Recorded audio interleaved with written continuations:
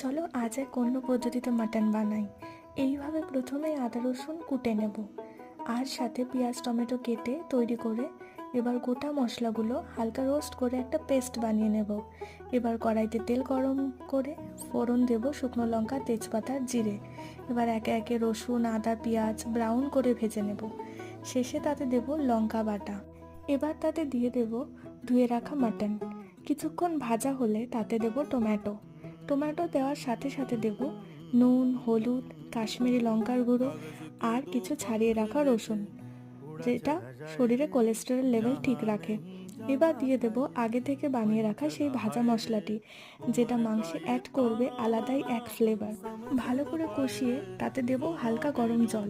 ফুটে এলে প্রেসারে 7 থেকে 8টা সিটি দেব, বা মিডিয়াম ফ্লেমে রেখে দিতে হবে আধ ঘন্টা। এমন অসাধারণ কালার, গন্ধ ও স্বাদে আমার তো বছরের শেষ দিন